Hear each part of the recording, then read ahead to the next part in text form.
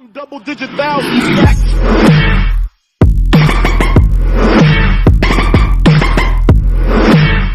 Man, I'm excited for this one, Greg. You know, we have this labor of love that you've devoted a lot of time into with America's Pastime for the Love of Baseball, and the hits just keep on coming.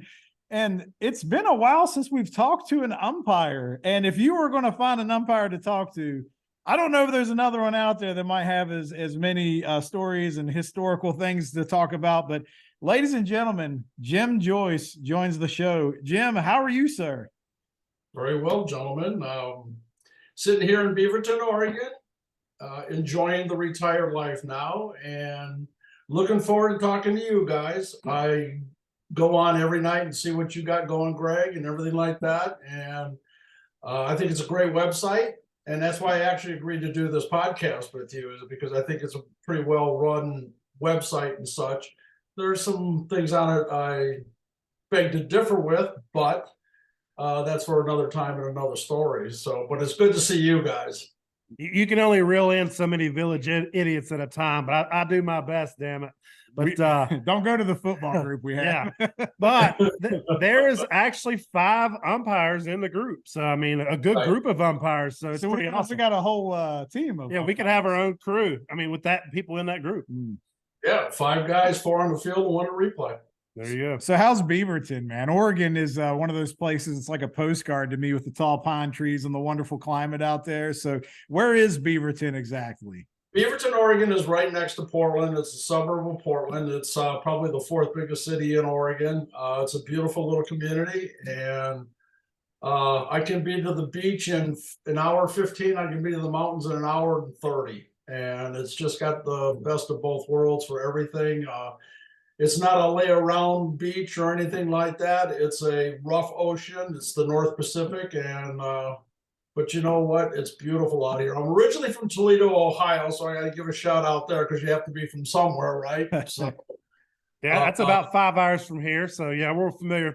We drove past there going to Detroit, and we go to Lake Erie every year fishing. Exactly. If you're headed to Detroit, you went right past Toledo. So, that's what I used to do when I worked in Detroit. I stayed in Toledo with my mom and dad until they passed away. And then I started staying with my brother for a little while. Then I finally branched out and just started staying in Detroit when I worked there up until the time I retired. So, but you know what? I've actually been to West Virginia. I played baseball actually in West Virginia when I was, I believe, 16 years old, I believe. All right. So you got to tell us a little bit about that just so we can have that connection. There you go. Trying to think, it was in Huntington, West Virginia. I think I was 16 years old, and I think, geez, I can't remember the division it was, but it was the regional area for my age group at that time, and I played for a team in Toledo, and we ended up in the finals with a team out of Cincinnati.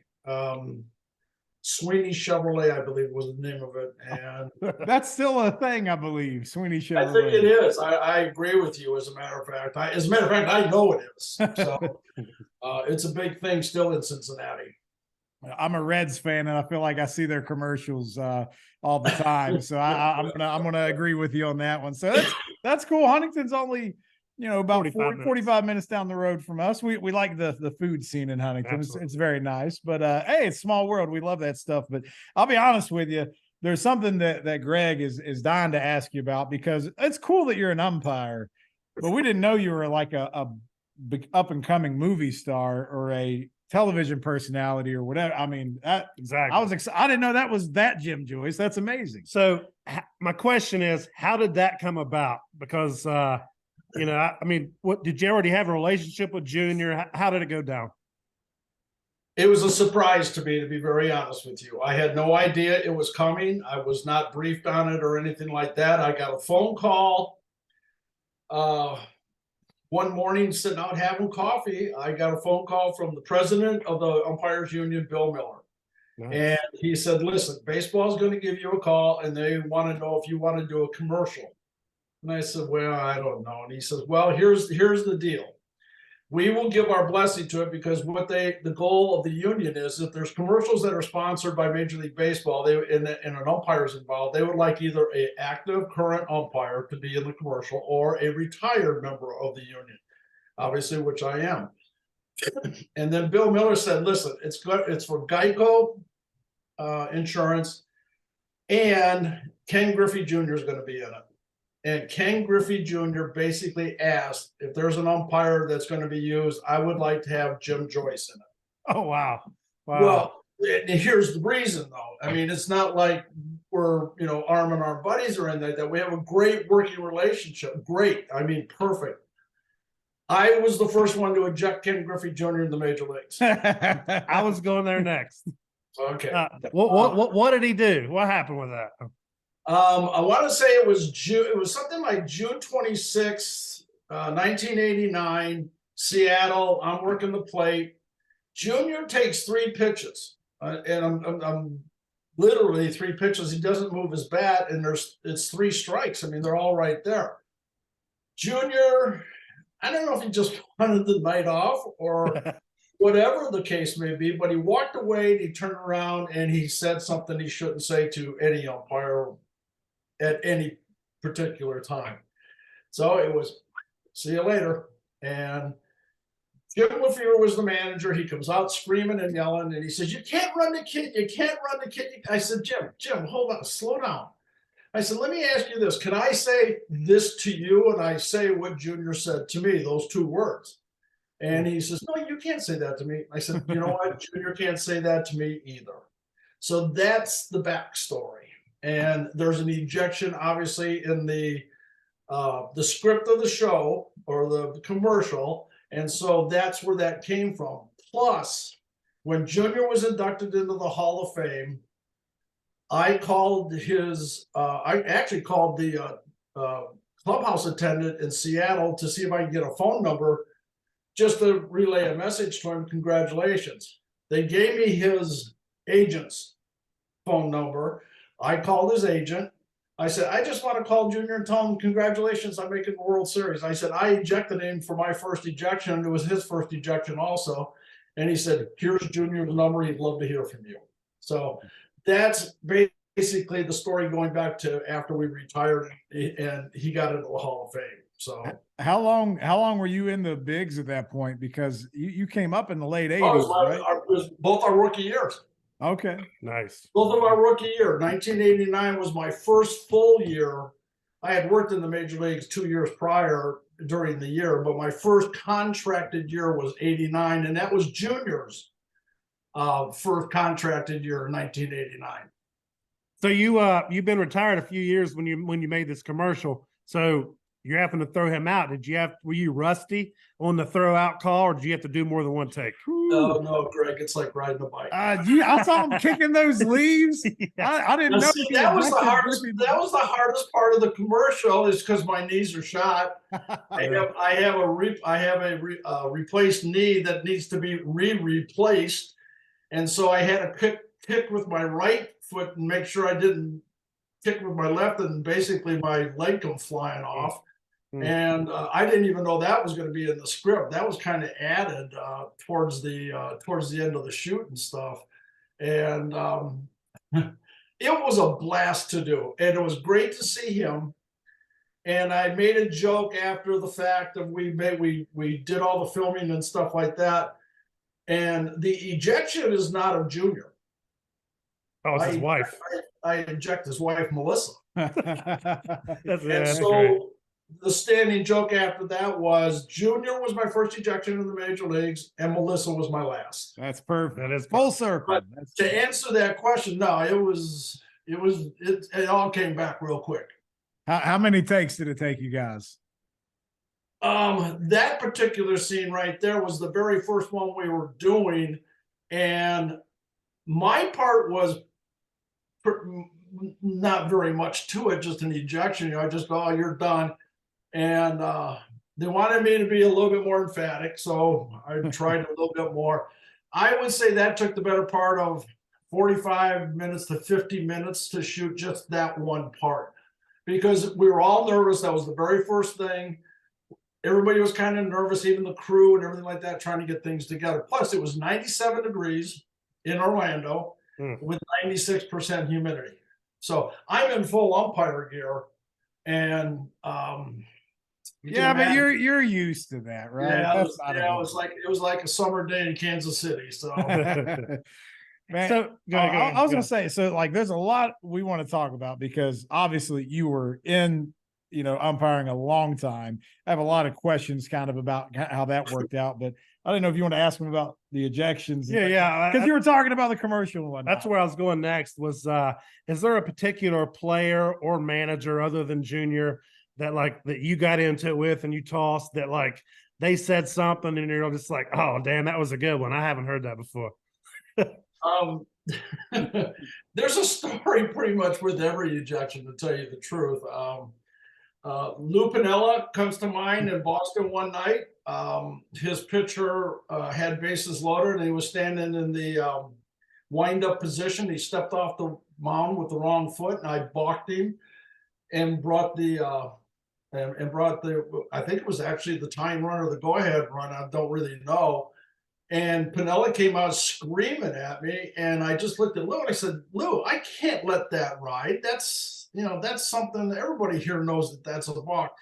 And he just kept ranting and raving at me. And I finally just said, Lou, I'm not the one messing up out here. And I used a different term than messing up. But Yeah.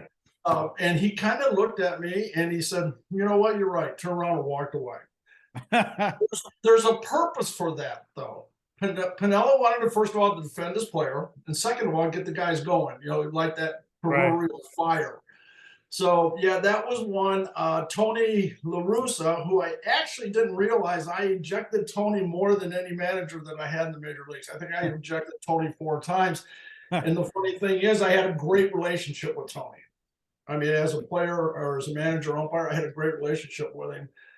But we were in San Francisco one afternoon, and it was a play at first base, but I had the plate, and a young umpire was at first base, and he called we had a whacker at first and called one of Tony's players out. Instead of Tony running out of the dugout and running to him to argue with him, he ran straight for me and argued with me. And I said, Tony, why are you standing here screaming at me? I didn't even have the play. He says, because you're intimidated out here because all these people here. See you later. He goes, wait a minute, Jimmy, wait a minute. I didn't mean to get ejected. I said, well, Tony, I said, first of all, I didn't have the play. And second of all, you're arguing with me.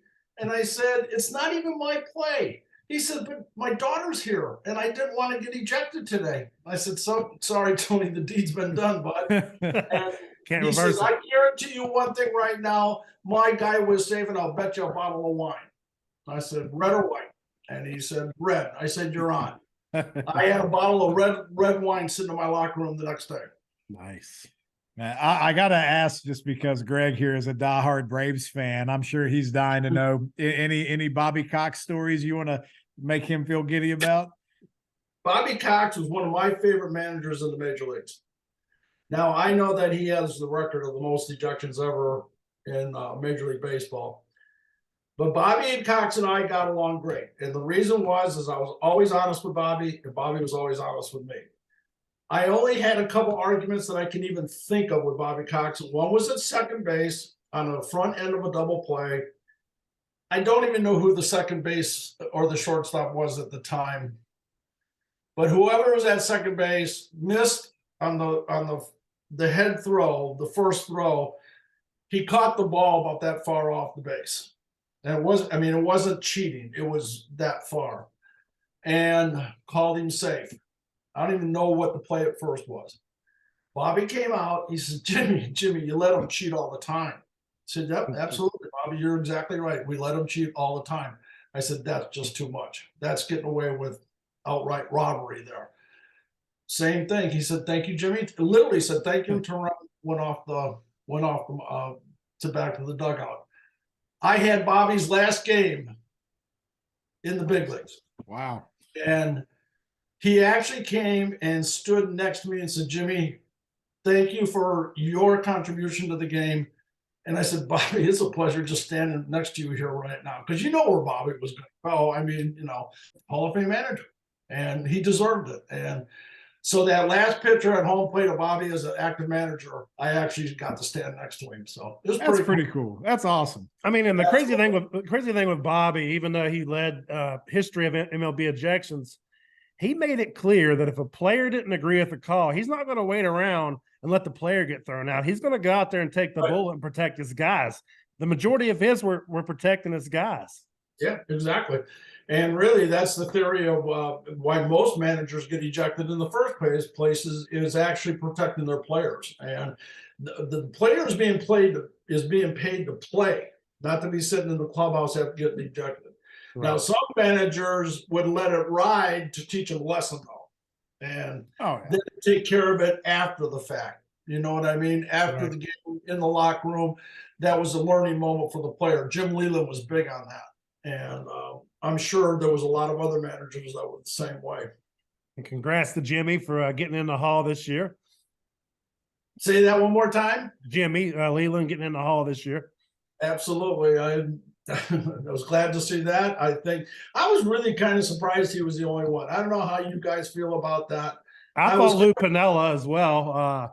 And there was another one that was on there that was close, and I can't remember who it was off the top of my head, but there were also 2 umpires that were on it, and there's only 10 umpires in the Hall of Fame, and I really kind of thought that Joe West might have been a shoe-in, right, on the so-called Veterans Committee or whatever they call the committee now. I thought it would have been 3 of them. I thought it would have been Leland, Piniella, and Joe. That's what I actually thought the vote was going to come down to. A lot of people have these thoughts about the Cowboy, but I loved him when he was, umping. I felt like he was done a really awesome job. Oh, man, he was iconic. Too. And he was iconic, and he was an opposing figure. You know what? Joe West, whether dislike, whatever, was probably one of the best umpires to ever put the suit on. And I'm not saying that because Joe's a friend of mine. I actually worked with Joe West on the field. And not a lot, but enough to see. And you don't get to the major leagues at 23 years old and spend 43 years on the baseball field if you don't know what you're doing. And that's kind of some of the stuff I wanted to ask about, is because I remember reading not too long ago that, like the list to get in as an umpire in the MLB level, like it's huge because nobody leaves. Like once you get in, it seems like these guys make a long career. And, I just was kind of curious on how your road was to get there. And man, it really seems like, especially hearing the Geico story, that union's taking care of you guys, it sounds like. So that's good to hear. But like, what makes it so difficult to get into that brotherhood? Well, you're exactly right. It is a very tough nut to crack to get into the major leagues. I spent 11 years in the minor leagues, and right after I finally got to the major leagues, they started a retention plan in the minor leagues. So guys weren't spending 10. I was going to say 11 years is a long time in the minors. Long years. It's a lot of years, as a matter of fact. It very rarely does that happen anymore. But it's my story to get to the major leagues. Back then, we had a situation. Obviously, we had 2 leagues, the American League, National League. The very first thing that happened was Marty Springstone, a longtime major league umpire, walked off the field and became the supervisor of umpires in the American League in 1985. And I think it was 85 or 86. And in 1986, Marty actually bought my contract. And that's when they used to do that. They used to buy our contracts, and we were property of the American League. We couldn't go to the National League. And unfortunately, one of the American League umpires passed away at 43 years old, Nick Bremigan. There were 3 of us in line for the job. It was me, Terry Kraft, and Chuck Merriweather. God rest his soul. And I was fortunate enough to be picked by Marty Springstead as the next on-staff umpire. And Marty was kind of like my baseball dad. And he took me under his wing and he kind of guided me because I never did amateur baseball as an umpire. I strictly played. And Marty took me under his wing, and God rest his soul also. I was lucky enough to make it to the major leagues by an very unfortunate situation. And after that, like you said, once you get to the major leagues, in the early days, there wasn't much supervision. Are we talking about on the field or off the field? Pretty much both. To be honest with you. But baseball finally turned that around 1999-ish, 2000-ish. And they instituted, and this is because I see a lot of this on the website in comments on your guys' website. On certain umpires, why aren't they fired, and why aren't they, oh, you guys are like Supreme Court justices, you never did, you're not accountable and everything. No, that's not true.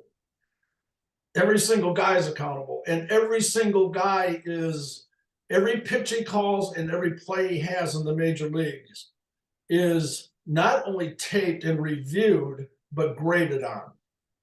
And what some people conceive as the worst umpire in Major League Baseball is still one of the best umpires in the world.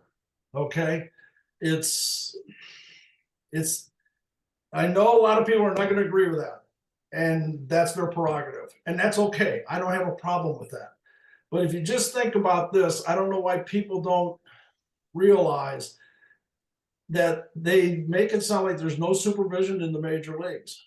Believe me, there's a ton of supervision in the major leagues. There's even a thing called the matrix, where an umpire could be put in the matrix on his way to being fired. It hasn't happened, but there is a avenue to replace an umpire if it's deemed worthy enough to do that. So only by age, and there is no age restriction, so umpires enjoy a long career. So do you think, we keep hearing about the robot umpires and all that. And do you think the union would ever allow it? And if so, how far out do you think we are with that? Well, I hope they never allow it, but I think it's pretty close. It feels inevitable at this point, doesn't it? I don't think there's any doubt about it. Now, it just tells the actual umpire if it's a ball or strike, correct? Right. It's like my hearing aids. It beeps in his ear, and he calls the ball or strike. Now, I'm in favor of, if they are going to go this route of, which they already have anyway. I mean, obviously they have the electronic box on the TV and everything like that. And believe me, they would be using it right now if it was in the high 90s accuracy. It's not, because that's what the living umpires typically are, right? Right. Yeah. What they're doing is they're going to incorporate this, and I read it on the comments on the website once again, that everybody wants this. Be careful what you want out there, because once you get it, it probably won't be taken away. Yeah. And a typical average major league umpire in the big league scores in the high 90s behind the plate. And the average that an umpire misses is between 4 and 8 pitches a game. High end is 8, low end is 4. So my contention is, if you're worried about 4 pitches, and I'm talking about pitches that aren't even involved in any particular situation during the game, like high pressure point in the game or whatever. Like a 1-0 count in the second inning or something. I mean, right, we're talking, it could be like 400 pitches in a game. Yeah, right. And the thing about it is, if put it in the strategy of the game, then leave it up to the manager or the hitter, actually, either one, I don't really care, and challenge the pitch if you need to challenge the pitch. I like that. I think that's a good compromise, and maybe that'll slow down the road to hell is paved with good intentions thing that's about to happen. But and that's the thing. Like you're right. People only focus on what they see because the umpires should be invisible, right? You don't know they're really there because they call such a good game. But if somebody, like, we all hear the stories about Angel Hernandez and but to your point, that's how I became aware of like that grading system and things like that. Like, you got kind of demoted if you're not performing well. So, and you're a guy, I think I saw at least once from your peers or the players, like you've been rated as 2012. Were you rated the highest umpire one year? Did I see that right? There's a rumor to that effect. Yeah. Okay. So there may or may not be a rumor that says that. But the thing about it is that, I love the accolades about doing your job and doing it the way the players perceive that an umpire should be and stuff like that. I don't see many umpires. I mean, there's a few, and if you deserve to get blasted, you deserve to get blasted. I don't have a problem with that. But don't blast somebody just because of their quote unquote reputation now, because there's a lot of people out there that are blasting umpires because of their perceived reputation from things that happened in the past. I know that's how you get a reputation, but once again, I go back to if those umpires were as bad as everybody say they are, they wouldn't be there. Believe me, I can guarantee you they wouldn't be there. And Major League Baseball is very, very careful on how they talk about their umpires, good and bad. Very real. When was the last time you saw Major League Baseball come out and say, Jim Joyce had a great game last night? Yeah. No, we didn't see them. They just were in the shadows doing their job. On the other hand, you don't see Major League Baseball come out very often and say, Jim Joyce had a terrible game last night. Right. Very, very rarely happens. It's all in-house. Everything is taken care of in-house. Well, that's how it should be. Exactly. And punishment, or I don't even want to say it's punishment, but people are left off out of the playoffs, out of the LCSs. There's accountability. Right. And there is accountability in the major leagues. Believe me, there is. Well, and then looking at it from our perspective, and like a fan perspective. So with technology and social media these days, unfortunately, fans can put together footage and make it look like they're actually worse than they were to drive a point home if they get it in their gut like that. So, I mean, it could be over several games, but to me, like you said, I mean, well, it's never an issue. Fans always want to blame something if they don't get the desired outcome. Yeah, anytime your team loses, it's a bad call or whatever. So did you ever have any of those issues where like fans were just giving you the business and you're like, man, no, like 99%. Yeah, like you got any bad ones there? No, that's never happened. June 2nd, 2010 never happened. So I don't know what you're talking about. All right, so I learned a long time ago that you better have some thin skin in this business, you better have some thick skin in this business, or it's going to be a long, long, long career, believe me. And players are the same way. And you got to take the good with the bad. I'm a fan also, believe me, in other sports. I'm a hockey fan. I'm a football fan. I get irritated at officials also. And but that's the human nature also with a lot of this stuff. Baseball, I'm just happen to be a little bit more touchy about because I know the people that they're talking about. And I know what kind of people they are. Ted Barrett the other night, one of the umpires' names came up, and Ted Barrett right away came out and said, if you only knew this person, you would never be saying what you're saying about him. Oh, I remember that. Yes. Just happened last week. Yeah. Like I said, I pay attention, Greg. I pay attention to your website. So. Well, I try to keep it clean the best I can. Yes, you do. Yes, you do. I only have one question about 2010, only because you brought it up. So same. That's where I was. No, we had. So once you realized you saw the replay or whatever, first of all, did you know it immediately that you missed it, or was it after you saw the replay? And if so, What was going through your Yeah, mind? my dad was a high school umpire and whatnot for years. And like once you make the call, like he always told me, like, you can't change it. So yeah, we were just curious, like how that kind of unfolded for you. And before you even answered, damn, you handled that with class. Like I'm telling you, I can't even imagine how that felt. But like I applaud, for the way you handled that. That was amazing.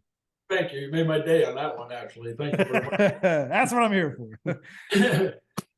When I made the call, I was 100% sure I was right. I'll be honest with you. If you watch it, I've only seen the replay once. That's all I needed to see is once. That was in Detroit on the night of June 2nd, 2010. And I didn't realize that I had probably missed it until Jim Leland came out. Jim Leland came out on me, and he never said a word to me, not one. And I knew there was a problem. So I went back, and naturally, the whatever it was, 40,000 people were screaming. And I really knew I missed it on the next play, the 28th out. And as I'm walking off the field, I knew then, because Jim Leland now comes out to me and says, Jimmy, you missed it. Now you got to realize another thing, or a few things. Jim Leland's from Toledo, Ohio. I'm from Toledo, Ohio. He knows all my family. The pitching coach I played with at Bowling Green State University, Jeff Jones. So I have these people that not only I respect, they respected me, and I felt like I also let them down at that particular time. And I finally got to the locker room. And then not only that, Marvin Hudson, the plate umpire. I took his name right out of the history book. Got in the locker room, and Jim Schmankel is our clubhouse attendant, and he went to my high school. So I have a pretty big connection in the Detroit ballpark with a lot of people.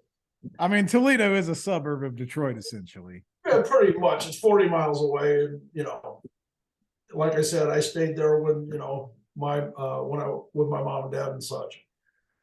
And Schmankel had it queued up, turned it on, saw the play. I immediately walked into the back of the locker room. It was divided 2 rooms, and I can't say what I said on this podcast. I can't do it. And I probably don't remember half of it anyway, because I was blind rage by then. And so after the fact, Daryl Cousins was my crew chief, God rest his soul. And he came in, and I said, I can't believe I missed that, Daryl.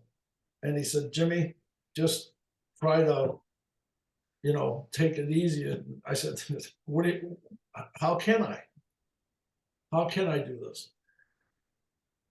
At that particular time, the door, there's knocks on the door. Now, you know who that is. That's, every media personnel that was in the ballpark that night.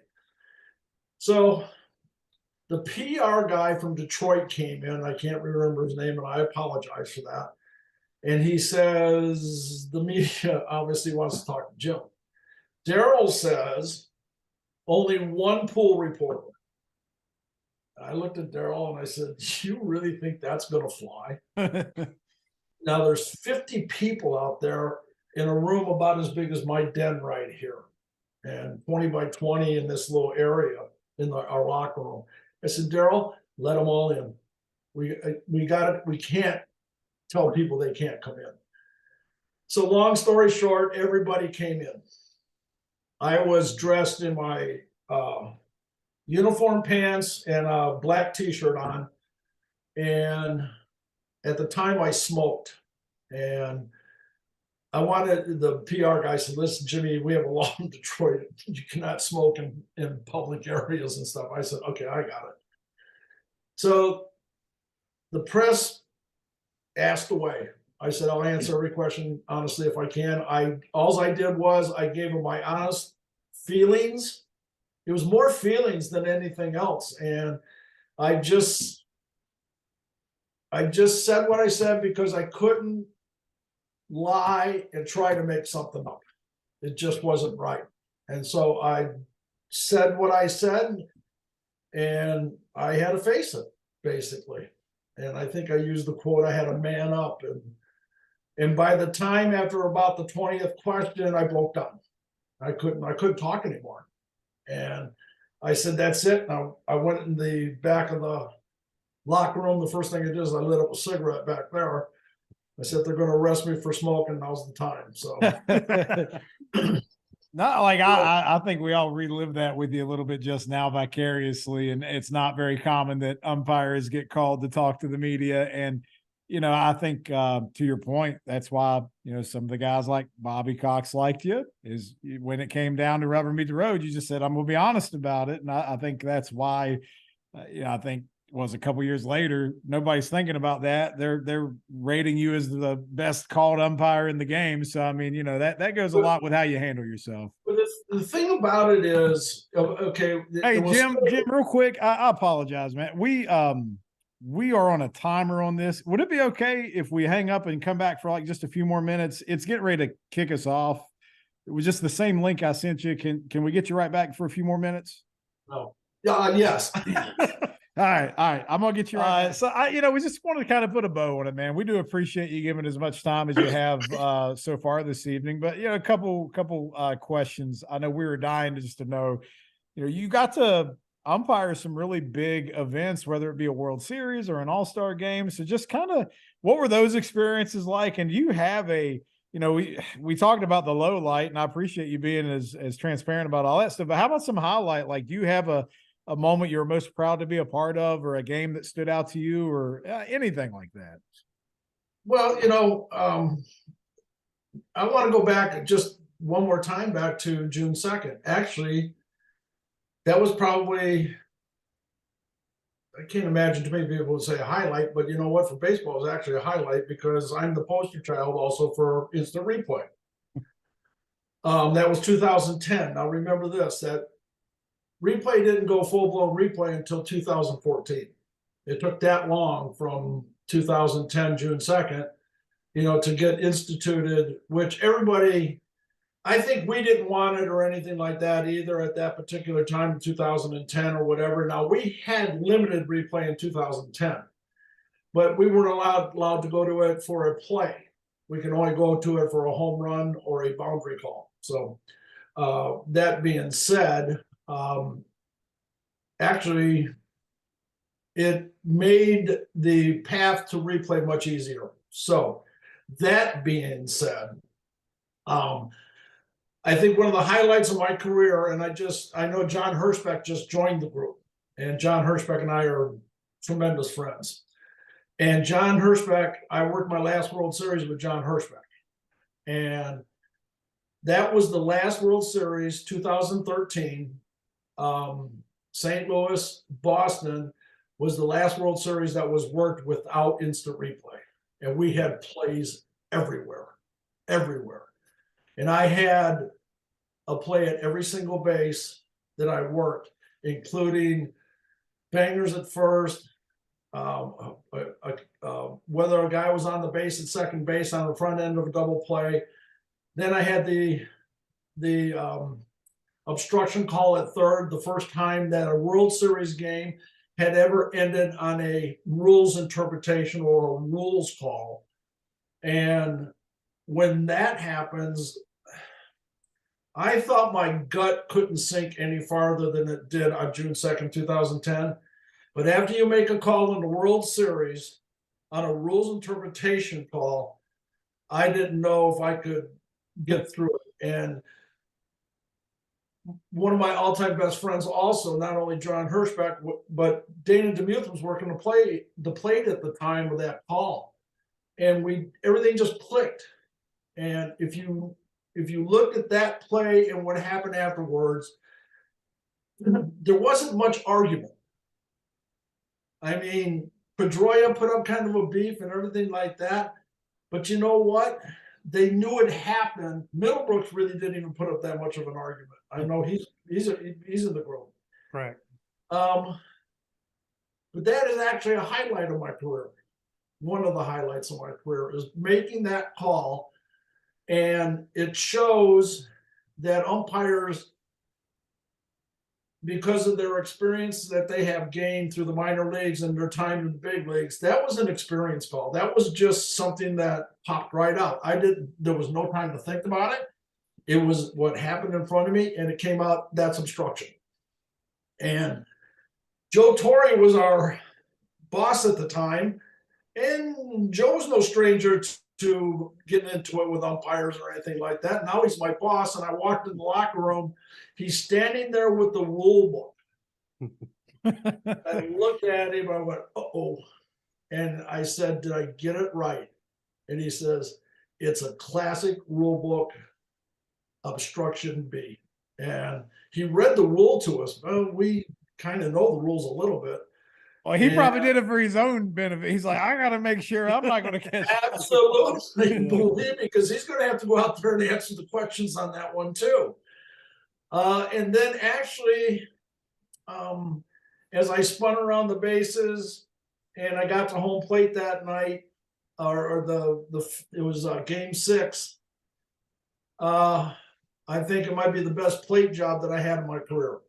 And not to be too egotistical about it, I think I did a pretty good job. And the testament to that was David Ross was my catcher for Boston, and why can't his name hit me right now? St. Louis. Yachty. Molina. Yep. They both. We had a great night. Respectfully, meaning there was no little bickering or anything like that. It was just everything clicked that night. And there's a picture actually of me calling Johnny Gomesafe at home plate, and in the background is David Ortiz, Jacoby, Brett Jacoby, is it? Ellsbury. Yeah, Jacoby Ellsbury. And the shortstop, Xavier. Who was that? Was it Bogarts at the time? Yep, that's it, Bogarts. And they're all singling safe. And it's just a really cool picture. And it's a cool sports picture, but it's really even cool that I'm in it. So that's awesome. That's I was at second base for Nolan Ryan's 5,000 strikeout. That was pretty cool. That is cool. Did you have a favorite position, or did you like being behind the plate most, or where did you like to be? Behind the plate for any umpire is his bread and butter, and that's you don't get to the big leagues by working third base all the time. Yeah. And, but you're into the game all the time at third base. I mean, at the plate all the time, at every pitch. And that's another reason I'm kind of anti-robo umpire. Umpires can get complacent if they're just standing out there and something's telling them what to do. It's going to become complacency. They're going to have to play at the plate, a rules interpretation or something like that, and it's just going to get messed up. That's my second rant on that. Now, I saw one time when you were, I thought it was you. I could be wrong. If I'm wrong, you can call me out on this. But I think one time when you were on third, you took a shot right to the shin or the knee one time. So I also wanted to ask, just as an umpire, do you have some of those battle scars? Like, do you have any of those? Like, which one, like, are you carrying with you the most that you remember? Actually, you're exactly right. I've only been hit twice in my career, both at third base and both in Seattle. And within 2 weeks, within a week of coming back after the fact, I got blasted. I don't even know who it was. A left-handed hitter. He just zinged one down the right left field line. And being 61 years old, I'm not as fast as I used to be, and it smoked me and it tore my calf muscle. Oh. I was out for about 4 weeks, came back. I think I went to Anaheim first, and then I went to Seattle, and my wife was with me that time too. and I'll be damned if I didn't do the same damn thing. Same leg, same spot, and I was out for another 4 weeks. And yeah, that it doesn't happen that often, and it wasn't from not paying attention or anything like that. It was just I couldn't get out of the way. You got to be like a cat sometimes, and you're right. We're not as good as we once were sometimes. You're exactly right. Exactly right. So I'm dying to know two more things, and I'm done. Anything you got, Greg, you can ask. But I want to know about CPR and resuscitation. I came across that. Was that in Tampa or Arizona? Arizona. Arizona. Yeah. So what exactly happened there? I only saw a clip of it like on a broadcast one time. So I'd like for you to share. I'm just curious. I'm glad you asked that, because that is probably the biggest thing I ever did in my career, bar none. And it puts baseball to shame. Yeah, actually, Sure. Very honest with you. Quick in a nutshell. My wife was visiting. We were in Arizona together. The first night in town, we were late getting to the ballpark. And the reason is we didn't adjust. Arizona starts their games at 6:40. They don't have daylight savings time or some nonsense either, right? So they start at 6:40 and 7 instead of 7:10, 7:15. So we got there, we're a little bit late, and I'm a creature of habit, and I'm very anal, and certain things are done pre-game and stuff like that. So I told my crew that night after the game, okay, boys, pony up 40 minutes earlier. We're going to be on time. We're going to do our normal stuff. It just is, the anal part of me. And so we got to the ballpark. We're actually 10 minutes early now. And my partner, James Hoy, and a umpire out of the minor leagues, Lance Barrett, who's now a major league umpire full time. And Lance is 6'4", and Hoy's about 6'1". And my wife and I are walking behind him, and my wife's on my right. We're walking down the tunnel to go to our locker room. And as they go by, I look off to my left. There's a lady laying on the floor. Oh, wow. And there's a lady at her feet, kneeling down, yelling her name, Jane, Jane. And I looked, she's still moving, and I'm thinking she's having a seizure. I'm one of those guys that I've done driving down the street. I've had 5 people have seizures in front of me in a car, bike, walking down the street. My daughter's had 2. So the paramedics here and the firemen say, you're one of those people. You're one of those guys. I said, yep, that's what I mean. So I'm thinking she's having a seizure.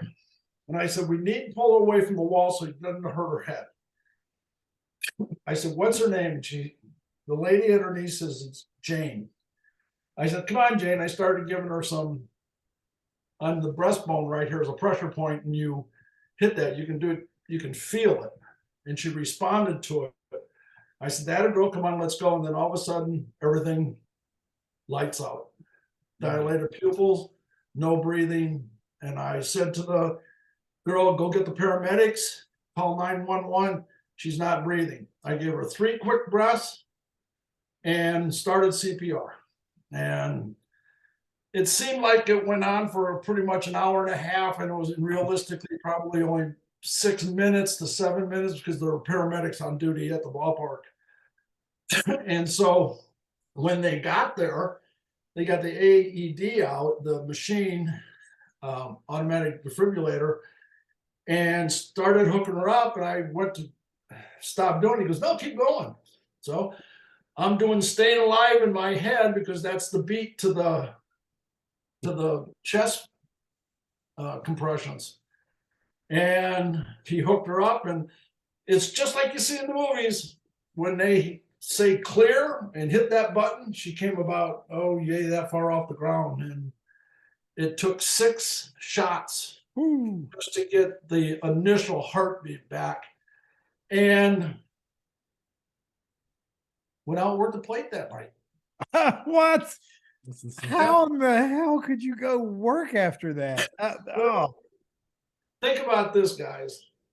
If something like that happened to you and now they want you to go to your job and they want you to sit in the corner and just sit there and think about what just happened. I guess that's true. Sometimes it's idle hands, right? It's better to be busy. Exactly.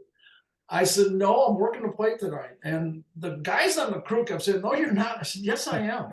My wife is the one that finally said, quit arguing with him.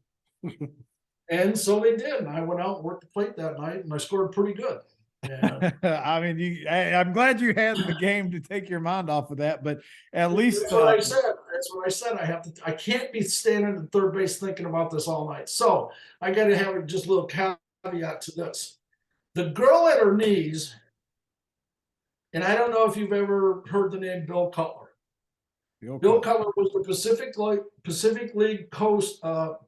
Coast League president when I worked in the Pacific Coast League. Okay. It was his granddaughter that was at the girl's knees. Oh wow. Bill Cutler Jr. worked for the Diamondbacks. Was the girl Jane Powers, who I did CPR on, was her boss. And it's just so sometimes it is a small world. And long story short, unfortunately, Jane passed away. 7 years later, she got COVID after a heart transplant. And wow. Unfortunately, she passed away. But you know what? It does work, and it gave her 7 years back. So heck yeah, man! Let's give a round of applause for boy Jim giving him 7 years. There, that's amazing. And everybody really should take the time to learn CPR. It doesn't. It's nothing. It doesn't take any time. It takes 1 hour of your time. And believe it or not, you might save one of your best. You might save him, and he might save you. You never know. It could be your parents. It could be one of your kids. I've known CPR since I was 16 years old. So then you just have to be willing to jump in to do it. And that's probably the toughest thing for a lot of people, and to react to that quickly. And like you said, even initially you're like, oh, it's probably a seizure or something like that. And nope. But yeah, that's hey, that time you did have cat-like reflexes. You know what the funny thing about it is that will happen and people will stand around. And that's what happened in this situation, because she worked for food services and their little area was right next to our locker room. There were probably 20 people standing around. But like I just said, you have to be willing to jump in. And I'm glad I did. And I do it again in a minute. So heck yeah, man. That's powerful. It's hard to follow anything up with that. I mean, it really is. But I guess to put a lighter note on it, which that was light, that's still an amazing story. That's fantastic. But of all the time you spent in the majors, just anybody you got to see in person, the last question I got for you is just, who was your, I don't know if favorite's the right word, but like the player that you thought was the best that you got to see in person? Like, you know, we all see, like, maybe he just looks at it and is like, wow. Right. Yeah. Like you're behind the plate. You see it like, man, maybe when they hit the ball it was a little different. Maybe when they threw the ball it was I don't know. Like, who you got maybe one or two that just really stood out to you as being like, man, this is special. I know everybody's going to say, because you had the commercial, you're going to say Ken Griffey Jr. Yes, I'm going to say Ken Griffey Jr., and that was way before the commercial. Ken Griffey Jr., by far, above anybody that I had in the major leagues, was the best player I've ever seen, bar none. He did it all. I don't think anybody can criticize you for that answer. That is an acceptable answer. He is amazing. He did it all. The best left-handed hitter I saw was probably Wade Boggs, and was probably Barry Bonds. Yeah, a lot of people don't like to say Barry because of obvious reasons, but I know when we have conversations, like there's nobody I've ever saw that was as feared at the plate as he was. He was by far, he was probably the most feared. I think that's a perfect way to put it. He was probably the most feared left-handed hitter that I saw pitchers pitch around. And well, just look at his stats on how many walks he had. Oh, yeah. Not only intentional, but regular walks. He had a great eye also. Right-handed hitter was Edgar Martinez. He was a double machine. And I just read a story about him that he played in the minor leagues for quite a while, and he wasn't even a top prospect. He just got a shot one time, and he just turned it into a gold mine. He just kept grinding and grinding, and it even took him the 10 years to get to the Hall, but he ultimately got there. Absolutely. Omar Vizquel was one of the best shortstops I saw, even though Cal Ripken probably was the best shortstop I saw. And he didn't have much of a personality with umpires, but he was, even when I would say hi to him, it was pretty much hi, and that was pretty much it. And he just did his job. That's all he did. And he was probably the best shortstop I saw. Derek Jeter was the personality, probably the second best shortstop I ever saw. I had the benefit in my career to see probably some of the greatest baseball players ever play this game. Oh, yeah, absolutely. I mean, just as he started naming those, I was like, what a time to be an umpire.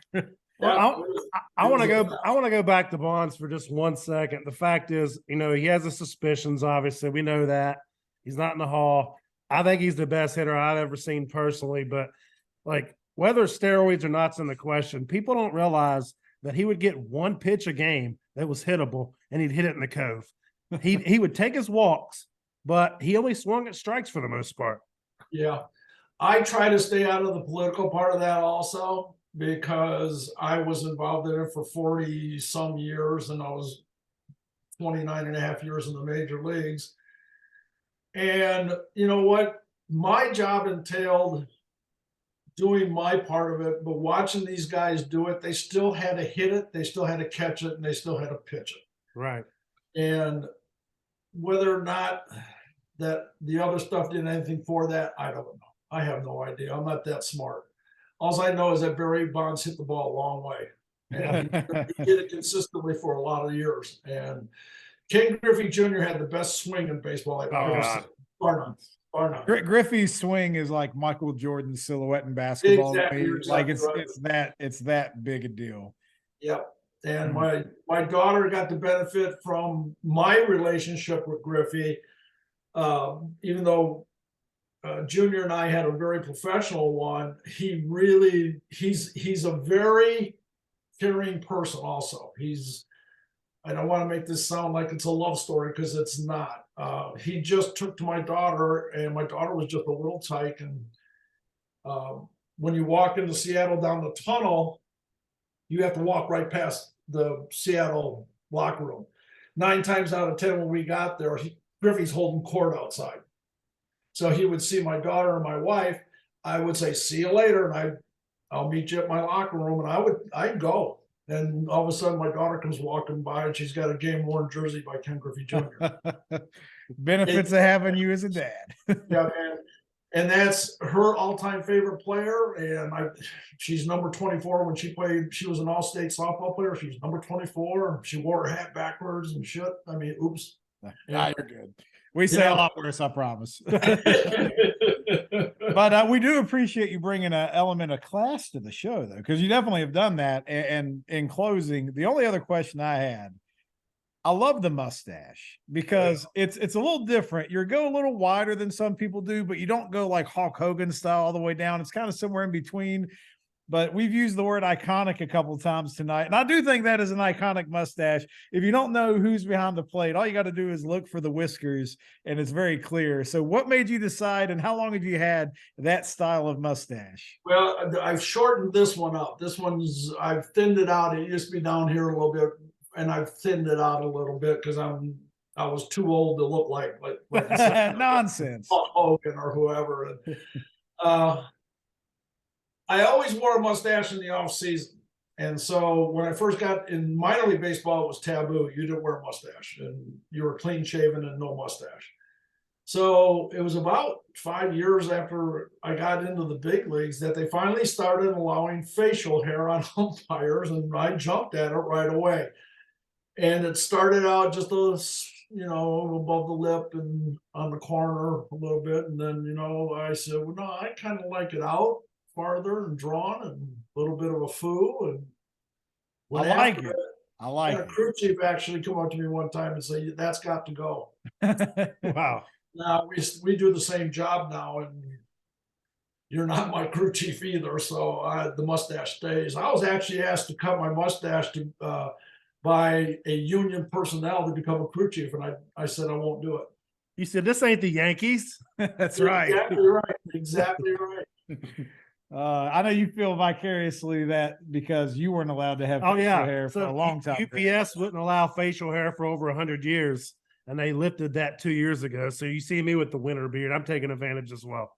Yeah, see, and I worked for UPS for 2 peak seasons, and I was always clean shaven because of that also. And after Christmas Day, one of my last days of peak season, the December 26th, the mustache came back or started coming back.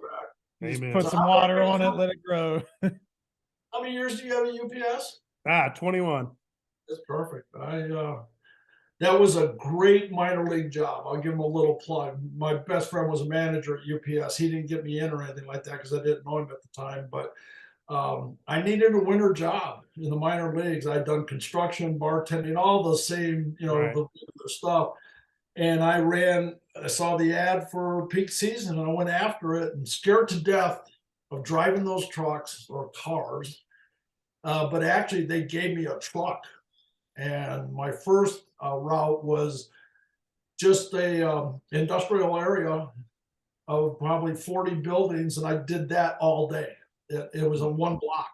I just did it one day. It was a great, great job. I enjoyed it immensely. So, and it put food on the table when I was in the minor leagues. Yeah, life is tough in the minor leagues, whether you're a player or an umpire, I'm sure. But hey, you know what? In fact, Danny Worthen, the pitching coach for Montreal, and also, God, who was Danny with?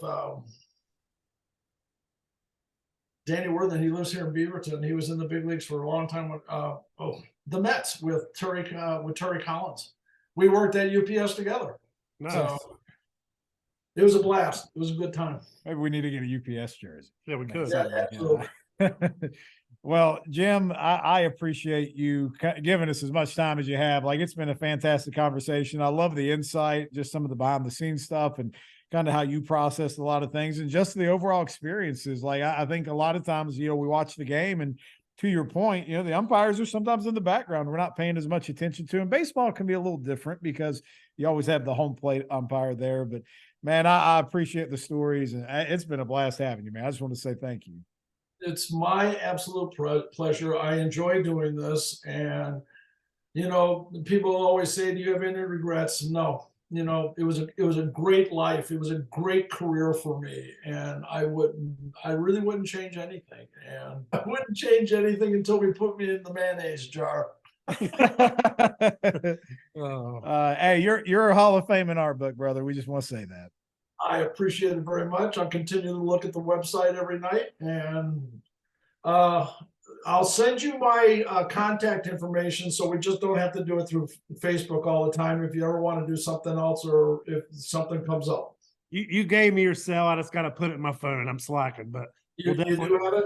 We'll definitely do that. Yeah. Okay. You do have it though, right? Yes, sir. We probably kept him away from dinner out there on the West Coast. Oh yeah. Here. It's time No, to eat. actually, I'm waiting for my daughter's going to show up tonight.